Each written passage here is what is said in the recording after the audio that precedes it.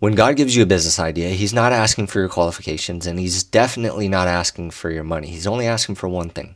He's asking for your faith. And, the funny thing about your faith is that it's only a theory until it's tested. You can say you have faith in God. You can say you believe in your business, that it will work.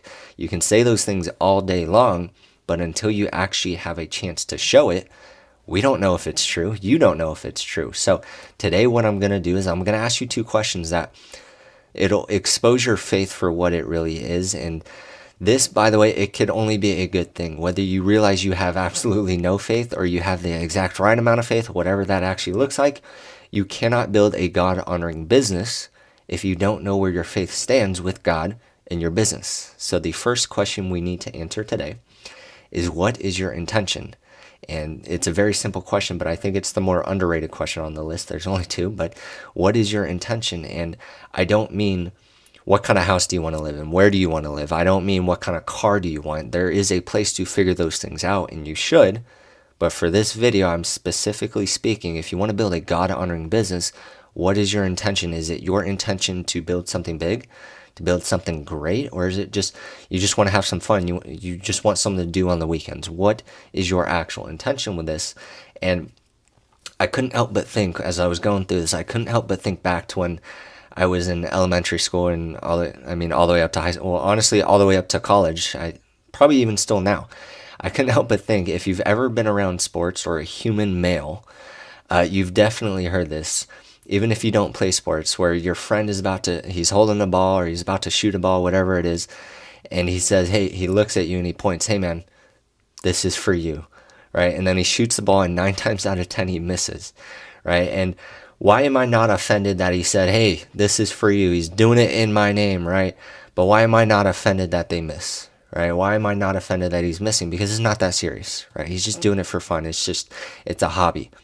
But let me put it on the complete opposite side, and it's going to get a little bit dark here. What if he had said the same thing about, hey, this is for you, and it wasn't about shooting a basketball into a hoop. It was about taking care of my family, right? Or just taking care of a client, one of my clients or one of my business partners. What if he said it about that? He said, hey, this is for you, and then he just doesn't do it because it wasn't that serious to him. It's serious to me, but it wasn't serious to him. I would be greatly offended, right? And you probably would too. And I'm going to let you in on a little secret, a little industry secret. If you treat anything like a hobby, you're going to get the results of a hobby, especially in your business. If you treat your business like a hobby, you will get the results of a hobby, which is nothing. You're not going to help anybody. You're definitely not going to make any money. It's for fun, right? And sometimes I think it's funny where I'm so maybe to some people I'm a little bit too intense about my business. I'm a little bit too passionate about my business, and they hear us talking like, oh, we're at war, like we got to be ready. And they're like, what do you do? And I'm like, well, I run a financial team, right? So to some people it's not that serious, but I've seen it firsthand, and I'm going to talk about it in the next point, in the next question. But it is that serious. What is your actual intention? And you need to answer this, because how can you if you clicked on this video, I know you're not treating it like a hobby. I know you're looking to build something that honors God, but how can you claim a God-honoring business and then be casual about it? Somebody talks about your business, like you should be treating it like, man, they just spoke about your mom, right? You need to be defending as somebody's going to make fun of your faith. We can't be passive about our faith. We can't be passive about what we believe in, even if it's just a financial team. Like, it's just a financial team. Yeah, I know. I get it. But you're trying to build something that honors God. You can't be casual about it. And, it's the people who are casual about it that they will never win. And it's not to say that they'll never lose, because even winners, winners always lose. Winners lose, but the difference is that winners keep going until they win. So when I say the people who never win, I'm not saying the people who never lose. These people will lose, but there's a difference, right? There's a difference between never winning and never losing. Winners lose. They just understand how to lose. So when I say the people who never win in business or really in life, it's the people who are casual about what they're doing. And they say at the end of it, when they do lose, because everybody does, when they do lose, they say, oh, I wasn't really trying it. I wasn't taking it that serious. If I was, I would have won, right? That's what they say. And this is not the reason why you didn't win. It's you gave yourself an excuse to lose. You gave yourself a way out before you even started. You decided in your mind, well, it's not that serious. I'm going to say it though. I'm going to say it's not that serious because if I do lose, the alternative is to say I tried really hard, but I failed. And nobody wants to say that. I tried very hard. I did everything that I possibly could, and it still wasn't enough, and I failed. Nobody wants to say that. And so instead, the opposite is, well, I wasn't trying that hard. It wasn't that serious. But guess what? Those people, the ones who are casual about it, they never win. The people who say, I tried really hard, but I still failed, those are the people who eventually do win. And let me remind you that your intention does not equal your qualifications. They're not the same thing. Your intention does not equal your qualifications. When David went to go fight Goliath, he had zero qualifications. He had nothing. He was a shepherd boy. And I think because we see in the Bible, we see or we hear the stories of David and Goliath. Oh, he was a little shepherd boy that went to go fight a giant. David wasn't small. Yeah, he was overlooked because he had no qualifications. He definitely had the intention. But don't you think, even though David, he didn't have the qualifications, but to prove this point, when the king asked David's father to bring all his sons to see if they were fit to be a king, the dad, he brought everybody except for David. And the king asked, is this really are these all your kids? He didn't bring the youngest one because he was just a shepherd boy. And we see he was just a shepherd boy, and we think he was some small, frail little boy. The first thing that when they were evaluating, when the father finally brought David to the king, the first thing that they say is, this is a man of war. He's built. He's a strong man. He's a man of war. He didn't have the qualifications. He didn't have the formal training, but he had the intention. And even though he didn't see it, even though nobody saw it, his own father didn't even see it, God was building him up. He was a shepherd. He was fighting. He was just a shepherd, but to protect his herd, his flock, whatever you call it, he was fighting lions and bears with his hands and with a club. God was preparing him that entire time. He had no qualifications, but he definitely had the intention. And even though he was a man of war, he was the only one that stepped up. Don't you think his faith was being tested at that point? I mean, if qualifications, they don't do anything for you except for give you maybe a little bit of confidence. I'm sure, I can't say this, it's in the scripture, but I'm sure he said it, he made these claims like, yeah, let me fight Goliath. And then he stepped up there and said, wait, hold on, wait a minute, right? I'm sure he questioned. Just because he had confidence didn't mean he didn't have questions, right? It is good to have questions. Your faith is being tested when you have questions, but the only way to answer those questions is to actually take the next step. He took the next step and said, wait, hold on, maybe, right? I don't know for sure, but I'm sure he couldn't have just, he didn't feel anything, right? He was still a human. His faith was definitely being tested. He didn't have the qualifications, he didn't have the formal training, but he had the intention.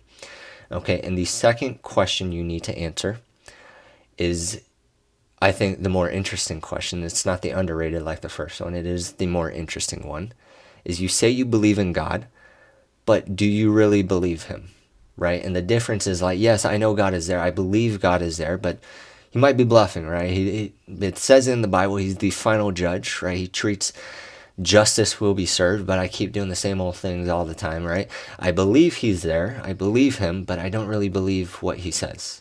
That's the difference. And you might not be saying exactly that with your words, but if you haven't thought about this before, I guarantee it's shown through your actions, through your mindset. And let me give you some examples. If this might be you. You say you believe in God when he says, you say you believe in God, but do you really believe him when he says you were created with more? If you were created for a higher purpose, do you believe him when he says that you've been given godly, unique talents and gifts and skills? Use them well to serve one another. Do you believe him when he says, whatever you do, do it well? Because if you believe in God, but you don't believe what he's saying, is that really faith? Is it really faith? And what comes to mind for me, there's three passages, but when it comes to business, I'm going to go over those three passages. When it comes to business, it's not just business. It's not. When you're doing it to honor God, it's not just business.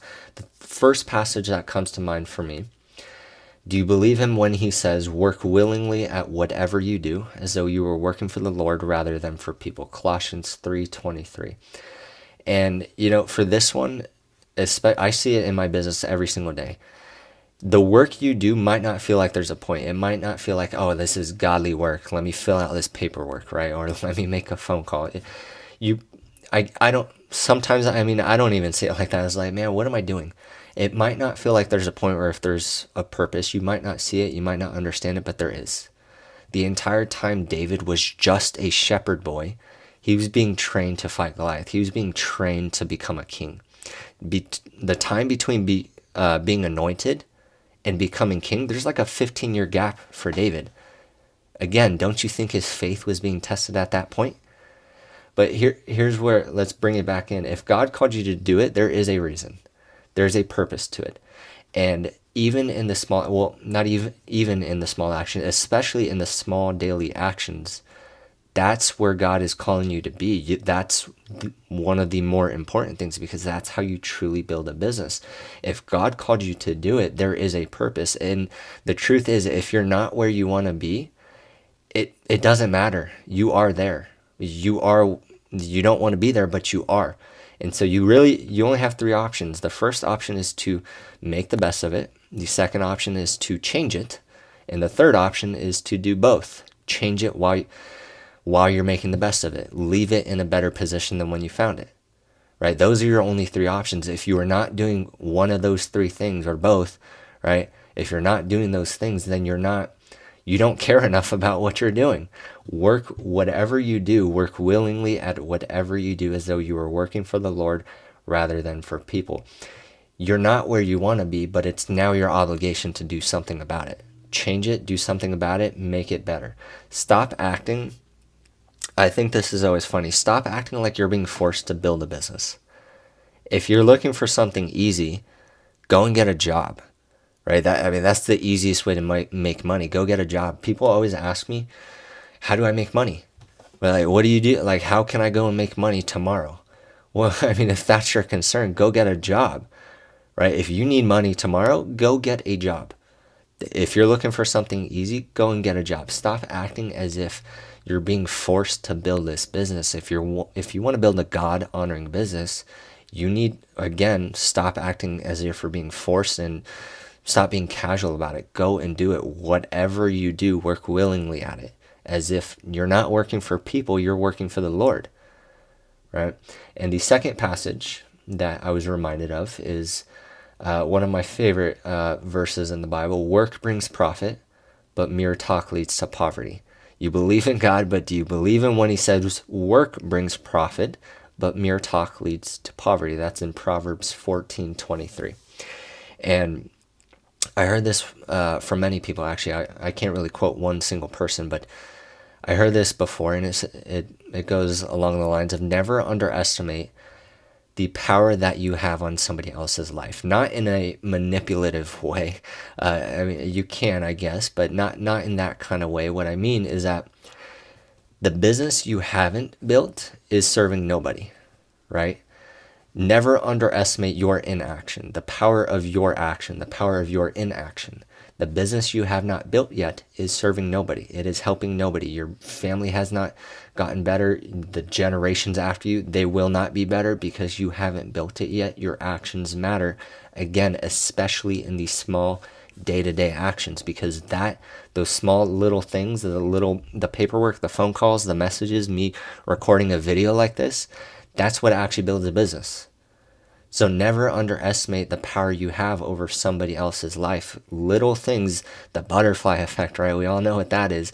The little things add up to a million little steps is still a million steps, right? Your small daily little actions are building something big, are building something great.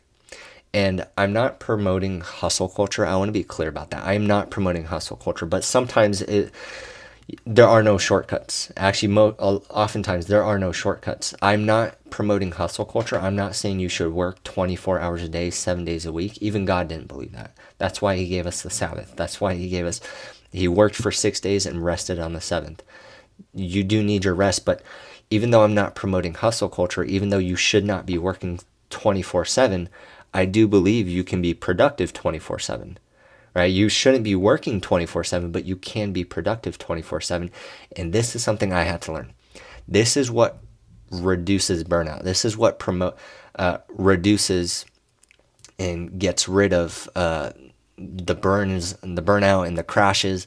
I used to work very, very hard for long periods of time, and I would just crash.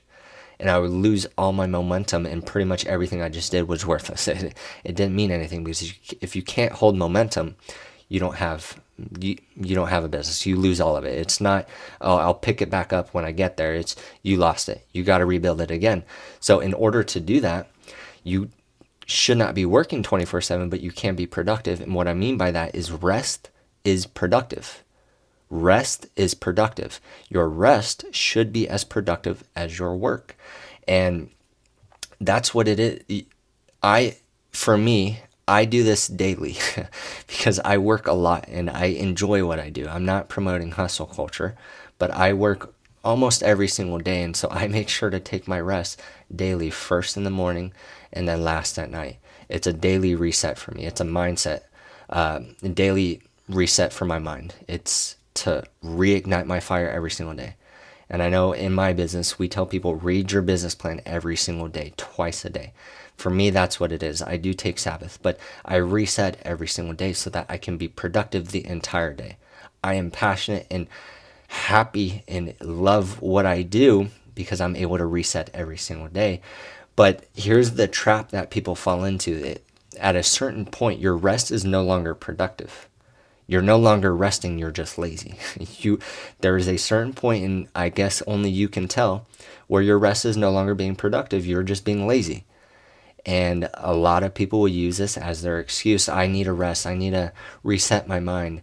You've been resetting your mind for months. You haven't had a full work day in years, right? I mean, at what point is your rest laziness? When does it turn into laziness? And I would have to look at your daily actions for me to be able to determine that. But really, it's up to you. Only between you and God is the question you need to answer is, do you really believe in God, but do you really believe in what he says? Because all I want to hear at the end of my life is, well done, good and faithful servant. And to me, right before this video, that's what I was thinking about. Because I need a reason to push. I need a reset in my mind so that when I am working, it is as productive and as intense as it needs to be. It's urgent. Because the time on the clock should determine how you play the game. In football, American football, there's something called a 2-minute warning. This is where you're no longer playing like there's no time. That means there's 2 minutes left, right? And so there's no more huddles. There's no more of this. It's like, let's go, go, go. That's what it is. The time on the clock should determine how you play the game. The only problem is you don't know how much time you have on the clock. For all you know, there could be 30 seconds left. And nobody wants to talk about that. But I've had conversations a lot lately where people are with us one day and next day they're gone. Healthy people. You don't know how much time you have on the clock. Why are we so intense about what we do to run a financial? It's just a financial team. That's why.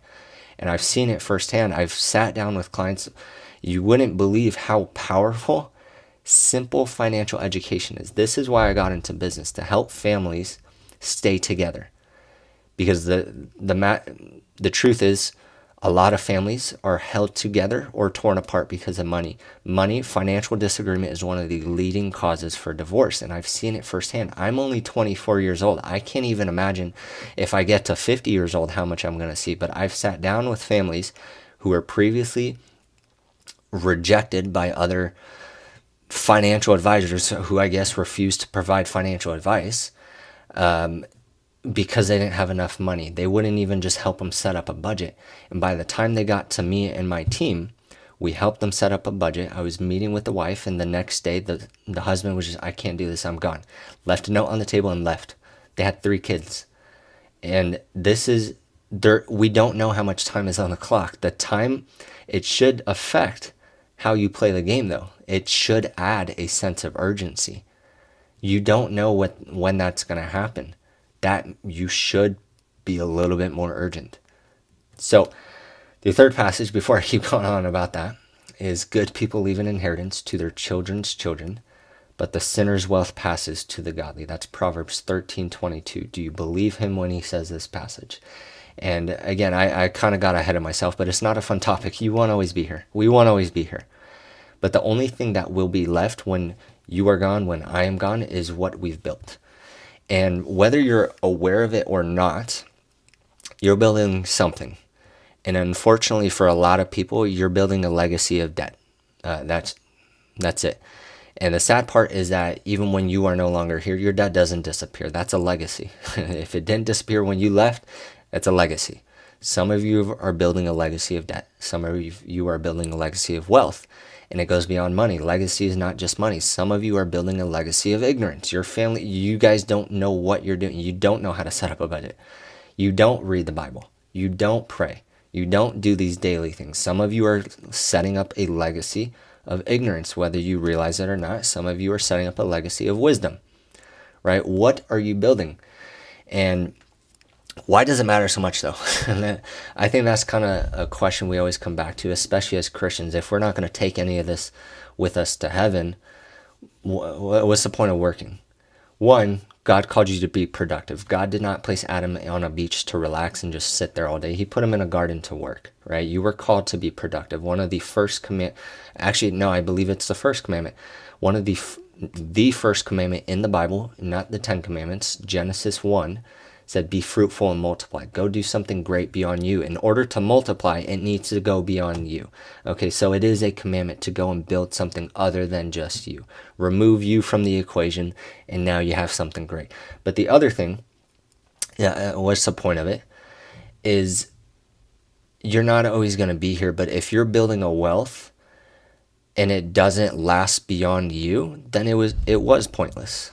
What's the point of working? To build a legacy, something that helps your family, helps other people that you've never even met yet. Coming back to that butterfly effect, your business, if it honors God, will continue to help other people that you've never even met. That's why it's important. One simple budget for a family 10 years ago would have saved their kids from having a torn apart family now, right? That's why it matters, because you are not the center of the universe. When you remove yourself as the center and put somebody else, put another purpose greater than you, then you have a God-honoring business. It's how God designed us. God created us to help each other. That's the purpose of church. We are all part of the body of Christ, and we all serve a purpose. We are all called to serve each other, because when everybody is serving each other, nobody goes unserved. Everybody is helped. Everybody's happy. Everybody's great. Right? Remove yourself to do things with a greater purpose than you. That's a God-honoring business. And I don't think I need to convince you of that since you clicked this video. But that is what you need to build a God-honoring business. And these, I could come up with probably 50 more questions to ask, and maybe we can turn it into a series. But these are the 2 questions I think that matter the most, or maybe it's just what matters most to me right now. But what is your intention? Are you going to build something big, or are you going to be casual about it? And then the second thing is, you say you believe in God, but do you really believe him? Do you believe in what he says? Do you think he's bluffing, or do you actually think he's going to hold his word? Because if you answer these questions, you should understand more about where your faith is at. And of course, these are not actual practical steps to create a business plan. If you do want something like that, I have something called the 7-minute wealth audit in the description right now. You can go get that. It's free. It'll just help you identify what stage of the process you're at, based off of God's design. So go click on that. Otherwise, that is the end of today's video. I hope you enjoyed it. Leave a comment, blah, blah, blah. All right, bye.